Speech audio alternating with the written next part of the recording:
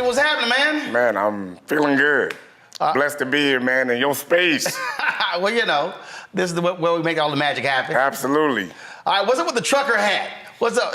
You know what? This is my... You feeling a little Darius Rucker? Man, I am. You know, makes a little bad boy of gospel on it a little bit. But, nah, I would say, I think I got the king hat on today, right? Huh? I got a king hat on today. Right. Yeah, I feel like a king today. That's why I wear this trucker hat. So, man, let's talk about where gospel is today. It's very. I love all these different categories. I love when I hear urban contemporary, neo gospel. Okay, now you're going. Tradition. I mean, you start hearing all these different phrases. So, what lane do you believe that you fit in? What a question. What a question after you talk about my rebel hat. You know what's funny, Roland? Last week somebody introduced me. It was on like a Thurgood Marshall event here for scholarships here in D.C. And they introduced me and said, American Urban Contemporary Gospel Artist. Longest title, weirdest title I ever heard in my life. But that's how they introduced me. American Urban Contemporary Gospel Artist. I said, okay, fine. All of it's true, a little bit. But I hate the idea of being boxed into a title. Right. Anyway, and I love the fact that even with gospel right now, we're kind of getting rid of all of these very boxed in titles, and people are just presenting inspiration at the level that they feel or that they're inspired to do it, or how they tick. I like that. Bless you. I feel like for me, some days I'm super urban and I'm a rebel. Other days, you know, catch me on the choir road with a choir in front of me. Other days, I'm spirituals and hymns and real, you know, classical. That's my base. Other days, I want to wild out and I want to be a thug. And all of it is me, and it's all authentic, and it's all okay. And I think there's room for all of it. So I'm gonna answer your question by saying, like, yeah, don't give me no title. Just let me be who I am every day. Right. And if that meets you where you are today, then I did my job. Well, I think it's always interesting when, if you go to a gospel concert. Because you got the real traditional folk. You do. I mean, you got the elder on the front bench, church usher. Come on. Wearing the white gloves, walking in. The lap scarf. With on beat. Side. You got those folks. It's my childhood. Then you got just a whole new generation that ain't tripping on wearing suits and big church hats. Right. And they are praising, worshiping in a different way. Sure. And the reality is, you're supposed to meet folk where they are. 100%. And I think a lot of times, folks are driven away.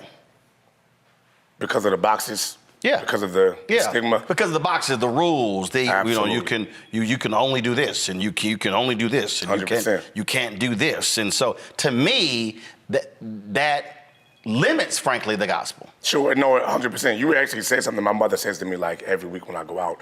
She says, Anthony, write songs that meet people where they live. And that's always been my thing from day one, Roland, is to write songs that meet people where they live. Well, now we are ministering to a generation that's like Jesus loves me and my tattoos.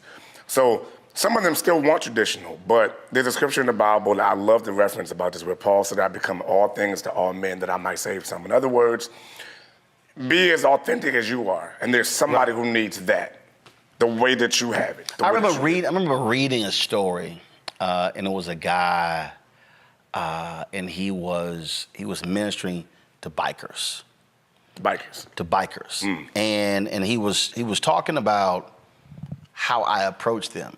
He said I can't approach them sitting there quoting scripture and hitting them left and right, and it was how he dressed. He also was on the bike as well. Gotcha. People were like, oh my goodness, There you go. like how dare you? And he said, I'm sorry, me having a leather jacket on and riding this motorcycle, and yes, on the outward, oh my goodness, you're just this wild rebel. He said, no. I know him on the inside. And it was an amazing story because he said, if I'm trying to reach that person, Absolutely. I have to do so in a way where they are comfortable with me as opposed to me trying to approach them and making them uncomfortable. Absolutely. He who wins souls is wise. You know, the audiences that I've been blessed to be a part of are like the ones you just described. Like, I'm a son of a Baptist preacher. So church is what I know. I understand the culture of it. However, I live in the 2023 real world. As a black man in America, I have that experience to bring to the table. I feel like you'd be doing yourself a disservice by trying to fit yourself in a box. You're gonna leave somebody out. And I think all that we do in gospel music is bait. So it's bait for some fishes out there.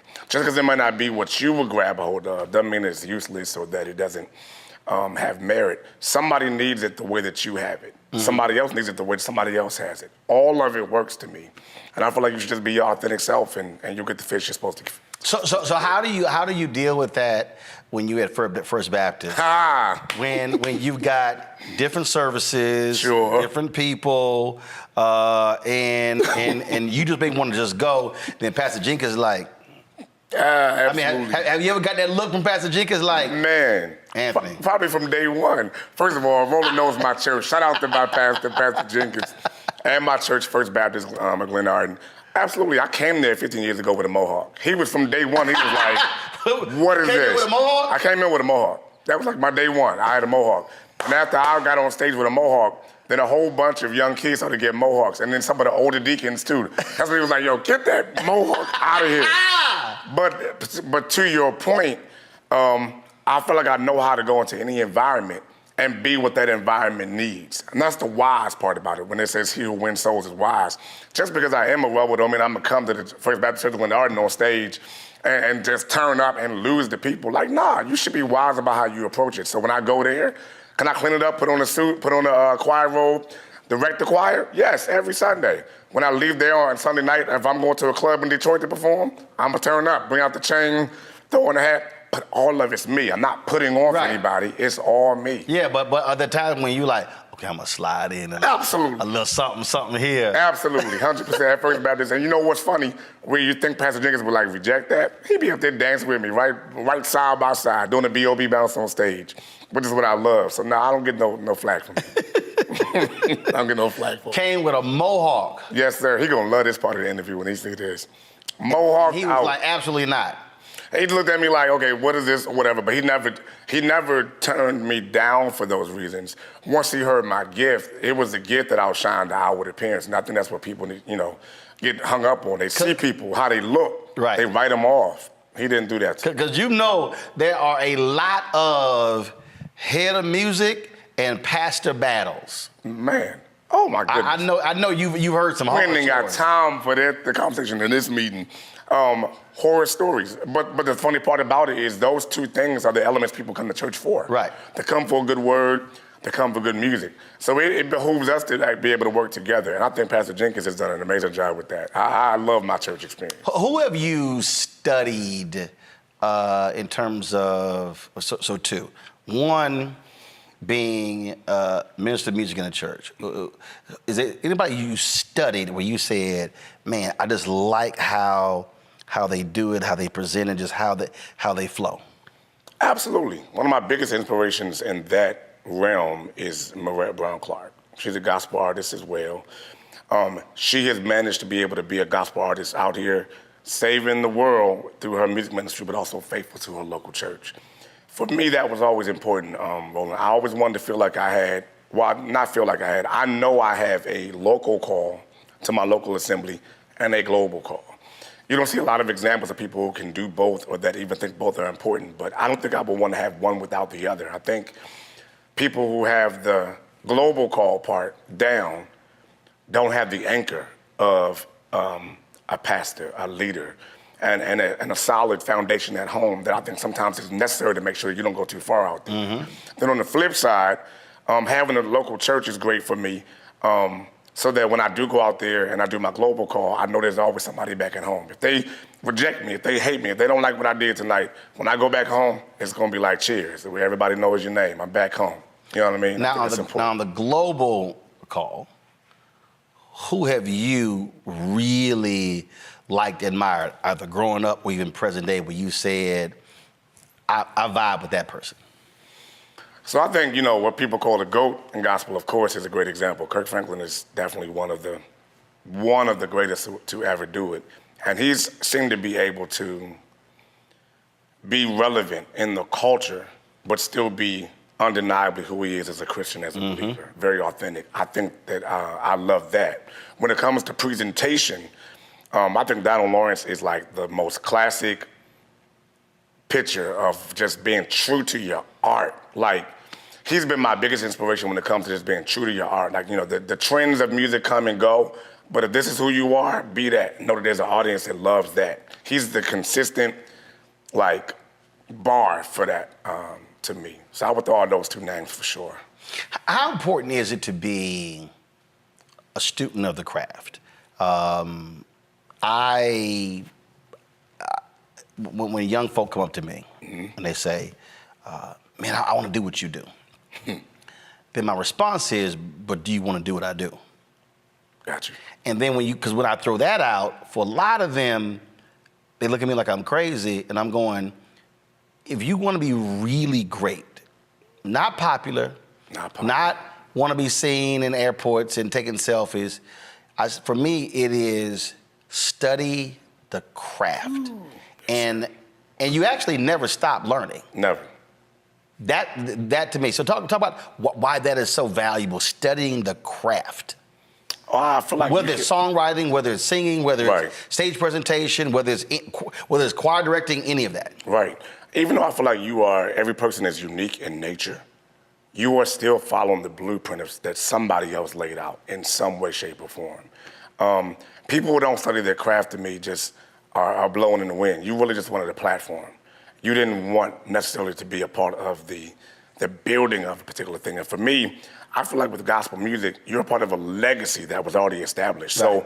So it's great for me to be unique in what I present. I'm not saying don't do that, but I am saying it'd be great to know, what did the Caravans do at the height of their career? Right. That grabbed the attention of people. What did the Hawkins do? What was it that made them be what they are? What did Donnie McClurkin do? What did Mary do? So for me, studying the craft as a kid was, growing up, this was vinyls. I'm about to date myself a little bit, because this was not CDs yet. It was still records. That's what I grew up in. My household, my daddy was playing records. But I wanted to read that information. When CDs came out, I wanted to read them credits. Who is doing this stuff, and what's their story? That's always been my thing. And to your point, I never stopped doing that, because I feel like if one day, 20 years from now, somebody turns one of my CDs over and reads it, I want them to know a little bit of my story and study that and help that to become a compass to where they go into their job. I just saw an interview Ice-T did, where he talked about that. He talked about when albums were done. Yes. And he said where everything was a liner notes, and you studied who was the sound engineer and the mixer and who played this instrument on that piece. And he said that whole album told a story. Wow. And to me, that's how I look at in terms of studying the craft. Yes, sir. There's a bunch of folk who can sing. Right. But how do you take care of your voice? How do you make it better? Jeffrey Osborne said to me during COVID, because they couldn't tour or whatever, he started taking voice lessons again. And he said, wow. I hadn't taken voice lessons in 20, 30 years. He said, but this was an opportunity. And here's Jeffrey, 70, 71. Right, I'm about to say, yeah. It was, I want my voice to get better. That to me is what I tell people about studying the craft. Forget the success, the money, the fame, all that sort of stuff like that. That means that you want to be as great as you possibly can be. All the way. And that means putting the work in. First of all, I'm so glad you said that. I'm looking at you, sitting across from you, and you've been doing this thing for a long time. To me, that means that you've also given me your chance not only to learn the craft, but to evolve. And evolution, I think, is important in any artist's life or career. So, like, at the height of things with Worth, if I just stop there, if I just sit on the laurel of what that was, then I stop evolving, I stop growing, and I think that that was all that I could produce. Well, I'm still living, and that experience is still happening. So the next record, I'm not trying to live up to that mountain anymore. Right. Let's go on the journey of who I'm becoming today. Right. And there are people who want to go along on that journey. I think that is so important if you ever want to be the Roland Martin of gospel music. See, I think when I get the measurement, I play golf, and I played golf for 35 years. Do you? And oh, absolutely, Gotcha. absolutely. It's a putting green right there.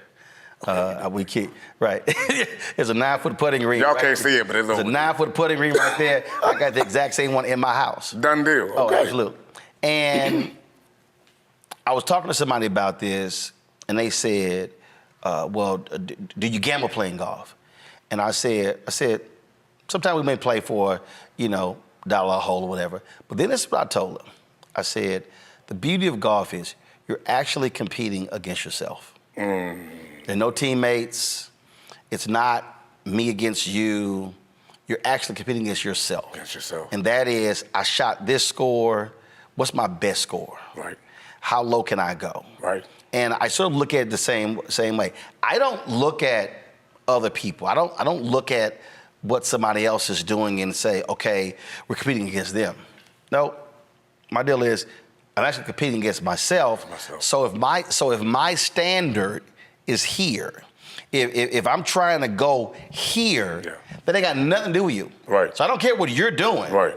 Because this is what I'm actually competing against. I love that. And so for you, when you are on that stage, when you're writing, when you are singing, how are you trying to measure yourself? Man, sorry, I'm just chewing on what you just said. Because this is an area where a lot of people struggle. And I'm sorry, I'm about to bring it back to the Bible again. Pastor Jenkins, you be proud of me. Where there's a scripture that talks about this, don't look to the left or the right. Now, the comparison is the thief of joy. That exists in every kind of demographic. But for us as gospel artists and musicians, there's always a new hot next. In music, period, there's always a new hot next. So if you let the people's praise of you one day dictate who you are the next day, you're gonna ebb and flow with how they feel about music, and that changes every day. My marker I set for myself is so different from that. What I try to do, to your point, is just literally figure out the last time I did this song, this is how I felt, and this is how people responded. What can you do differently about this song to grab a hold of another person in that audience? I think we were just together at one of the tour stops, and the people my goal is this, here's my goal. How can I create this song, this moment, this thought in music in such a way that you take it and you own it and it becomes yours? So if every time that I sing songs that God has given me, I have to be the one to deliver the message, then I feel like that's my marker. I'm trying to figure out for you to sing this song like it's yours, and let me just stand there and let you have your moment. So when y'all did your hit song, When I got that, you know, my turn up. You were trying to move on. Was I ever? And they I were was like, done. When you done? They was not finished. They like, we ain't done. The song is theirs. It's their experience. It's their life. It met them where they live, like my mother said. And for me, that's an indicator that I'm hearing my assignment right. Now you could have stopped it. Because again, and I've seen some artists who are like, look, I got other stuff I want to sing, I want to go on. Right. To me, it's akin to if you are a preacher, and I saw this once, actually I've seen it a couple times, where the praise and worship was so powerful that the preacher never got to the sermon. Now, that takes an ego-less person. Ooh, talk, sir. To go, the moment is so powerful that it ain't about me and my sermon. That what I need to do is flow in the spirit, and wherever it takes me, that's where we go, as opposed to me shutting it down. And then now trying to go here, and I may never be able to recapture that moment.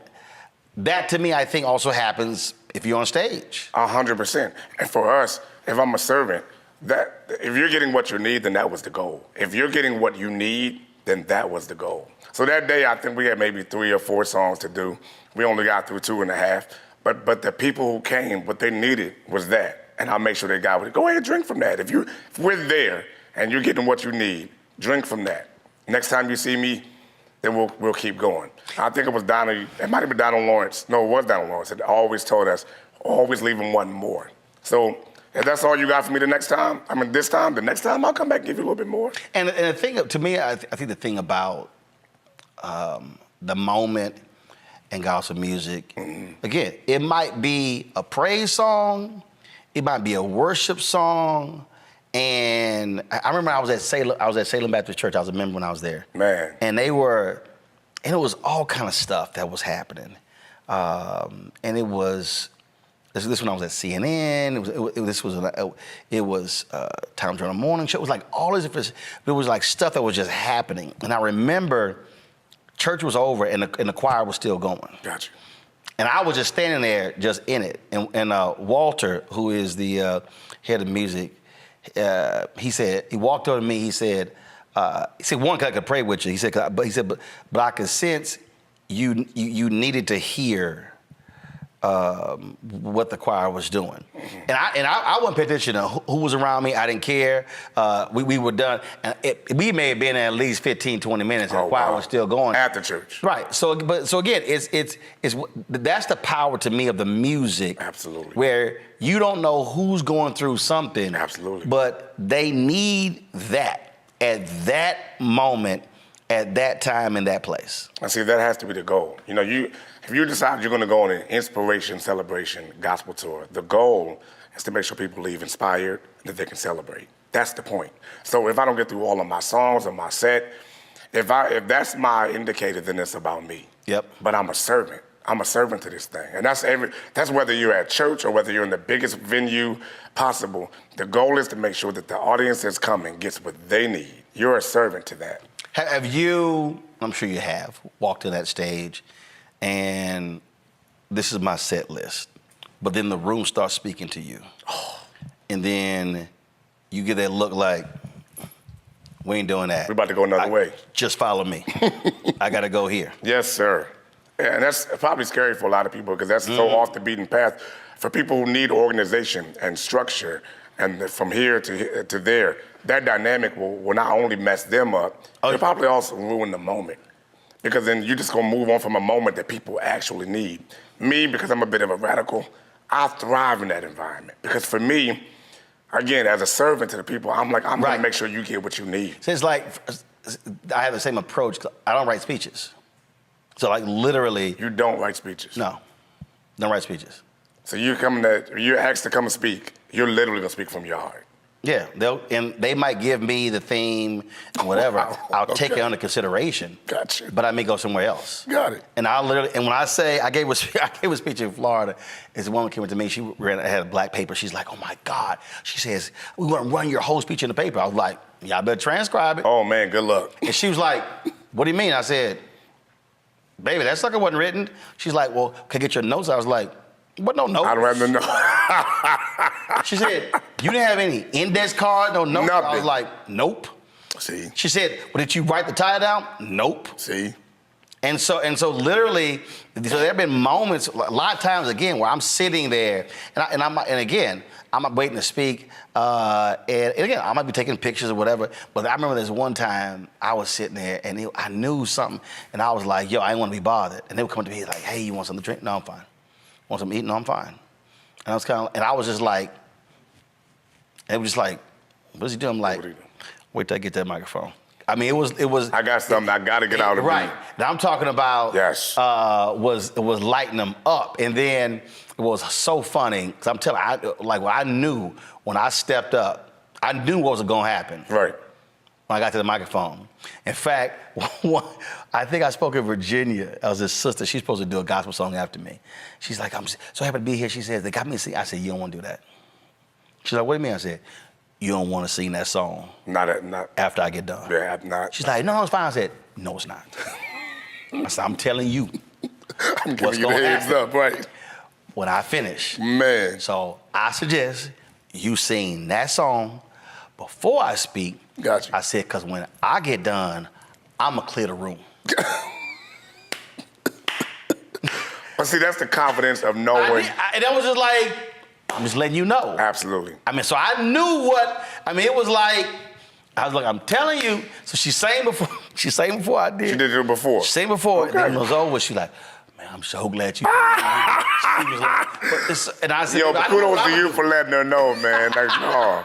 I try to tell them to give the awards out, and I tell people that's not being cocky, it's not being arrogant, but when you know a word is being placed in your spirit, Absolutely. and you know what you gonna do, it's like I'm telling y'all. It would be a bad idea for y'all to put. Don't put nothing behind me. We need only thing should follow me is the benediction. The benediction and go home. That's it. Don't put stuff behind. But you know what? And now, I mean, I'm glad you said that though, because for artists and even for people who do what we do, entertainment space, who are watching this, it's good for you to know that there's always preparation. There's always, be prepared. No, study, absolutely. Learn all that you can. But then there's also this inherent knowing that everybody has if you tune in and listen on the inside, when just something will drop in your spirit that you know is for that environment, for that moment, for that time. And that's what you should be dialing into. Past the study, past the set list, past the whatever. No, tune in to what's going on inside of you. Because most times, whatever needs to happen as the reason why you're there for that event is already happening inside of you. You know how many people, Roland, miss the moment that they went somewhere or why they went because they won't tune in That's to what why they've been told? When they try to take me to a room, I said no. See? Every time You want to be in the atmosphere. we got a room for you. I'm like, I'm fine. Now I hear And you. I literally will. No, I won't. I want to stay in. I need to feel this. They don't understand. Yes, it's sir. total discernment, and I'll tell them no. And they're like, "Are you okay?" I'm like, "No, I'm fine." But I don't want to sit. I want to stand in that room. Yes. And I want to feel it, and I want to see it, and all those spirits that are moving and flowing. Absolutely. And they're speaking the whole time. I did a meet and greet it was in Portland, Oregon. I did a meet and greet. And I'd already sort of decided what I was going to speak on. But it was something a woman said to me in line. The moment she said it, See? I threw that out my brain. And I took that, it was something she said, and I literally put together an entire speech based on what she said. Based on what she said. And what was crazy is, and I always use this line, and it is really for the point of getting people to laugh. I talked about how, I said, they sent me, we had a call, they sent me all this sort of stuff. Mm.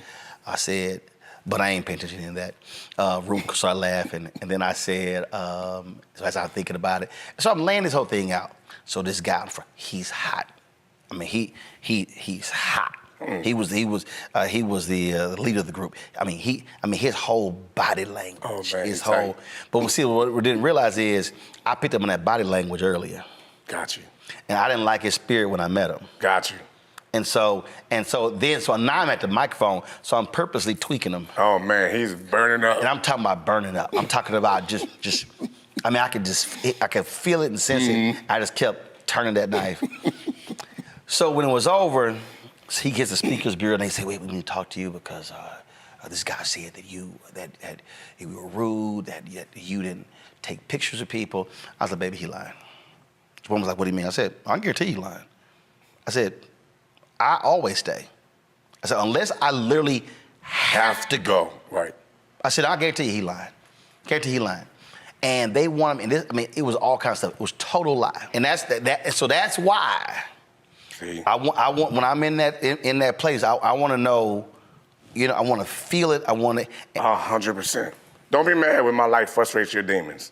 It's not me you don't like. You don't like this light that God gave me to shine on whatever's dark in here. That's all that was. But that's why you just said something that I love about. That's the antithesis of what most artists experience. So, you want to get to the point where one day somebody's whisking you away to a special little green room off the beaten path where you can't hear nothing, bringing you green M&Ms and whatever. But that isolates you in such a way where you have no idea what environment you're walking into. Yep. So no wonder you walked out. You're doing your set list, but nobody's responding because you have no idea what happened before you got there, what's happening after you get there. It's important for you to be dialed in enough to be like, no, let me figure out who's coming. So I know for this tour, I love all the artists who are on the tour. I love them already anyway. So I want to see their set anyway. But knowing how that set is going, seeing the picture that's painted is important because that's a great way for you to figure out, no, I'm not about to flip the mood right here. Right. There's already a mood happening right now. Why would I come in and just shift the whole mood on something else? Because my set list is that, nah, tune in. Stop being so grand. If there was a, there you go. If there was a gospel versus. Oh my God. And it's not, and I tell people all the time, it's not a question of you're competing against somebody else.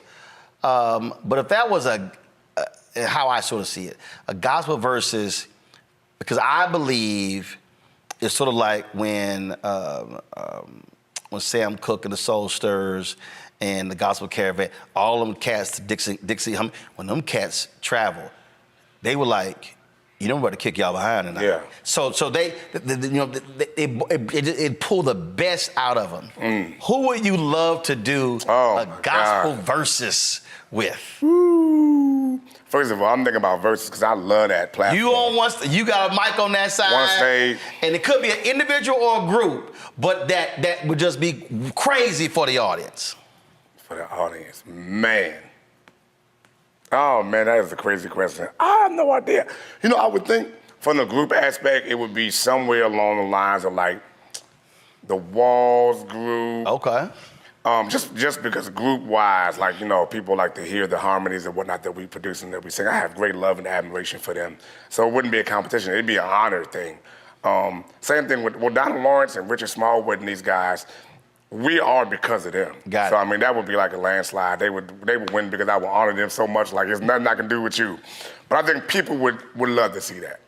People would love to see it. All right, last question. So when we talked to Bree. Yes. She struggled mightily because I made a reference to. She struggled mightily. She struggled mightily. Sorry, Bree. I made first of all, because she asked me not to ask you or Hezekiah. She's like, oh, they gonna know. But she wanted me to ask everybody else. Okay. And some of the people failed the same test, so I'm holding Bree's black card right now. Okay, very good. It's in review status. Because I was talking and I made a reference to Commodores and Zoom. And she had no idea what I was talking about. Like she didn't know what the Commodores were at all? No, she didn't know she ain't never heard of Zoom. She didn't know that. Okay. Then I said Lionel Richie. She thought I meant Little Richard. That's not true. Straight. Roll the clip. No, straight go ahead. Now then we played the song. Oh yeah, I heard the song. But like literally it was kind of like, I don't know who that is. Okay. And then she was like, yeah, I don't know. Then I said, LTD Jeffrey Osborne. No. She was like, Jeffrey Osborne ain't black. He can't be black with last name Osborne. That's literally what she said. She said, call LTD Larry, Tom, and Dick. She was playing. No. She was joking. No. Roll the clip. No. Bree literally was like, okay. I don't know who them people are. That's before generation, though. But I told her, I said, hold up. I said, you know some gospel people before your generation. Then she blamed it on her dad and said, wouldn't let him listen to that. He should have played the music, whatever. Yes, yeah, but I was sitting there, but I said, baby, listen, you gonna. Come on, Roland, give her a little bit of benefit of the doubt. No. I grew up in a household too where we didn't listen to secular music in my household. But you know who the Commodores are. I know who the Commodores are. You know who Lionel Richie is. I know who Lionel Richie is. You know who LTD is. I know who LTD is. You know who Jeffrey Osborne is. I know who Jeffrey Osborne is. That's what I'm saying. I told her, I said, and I think Doe. Oh, man. Let me see. Doe, and it's one of the Walls group, the other ones, they all be, I said, all y'all need to go to black music class. Oh, my goodness. All of them. Give them a break. They got to go to black music class. Give them a break. No breaks. Roland's being hard body on y'all, okay? Wherever y'all at, I'm sorry. I'm trying to be with y'all. But if you grew up in a household like some of us did, like, no, there wasn't no secular music out there. But I did learn those things. I told them they got to catch up. All right, they do. I'm like, go to black night class. Yeah. What's them jokes that be on social media where it's like, you know, you get 1 point for everyone that you know? They ain't getting no points though. No, they ain't getting no points. Typically with those, I get 22, 23. Yeah, they ain't getting no points. Got it. Yeah, I told all of them, Lord Jesus. y'all have homework. Help them, Jesus. Yeah. They didn't know the elements. Come on, everybody knows the elements. This is real music we're talking about. The elements known as I didn't earth, ask wind, about and Earth, Wind, and Fire. You don't have to do that. Okay, I'll ask them. But they had no idea. Wow. Literally. And then we play, oh yeah, I heard the song. Oh yeah, I heard that song. I was like, learn who's singing it. Okay, done deal. Learn who's singing the song. Done That's deal. what I told him. I'm done with this whole interview. I gotta go find my people. Yes. Y'all embarrassing us on the world stages right now. Yes, on the McDonald's tour show. Look, I said, look, while you eating your Big Mac or your quarter pounder, there you go. Maybe listen to Zoom. Don't worry. A love ballad. I'm gonna fix them because my next set, I'm gonna put an EWF reference in there, and everybody gonna know. We're gonna all learn it while we're on this McDonald's Inspiration Celebration. Okay. All right, do that. Hold me to it. Do that. Hold me to it. Do that. There you go. Or throw in love ballad or something. Something. That they. I got him. I'll take care of them. They had no Give me a break. I'm gonna go get them. Don't worry. You got it? I got it. Okay. That's All my right. assignment. Oh, that's your assignment. That's my assignment. All right, appreciate it. Educate him. I got him.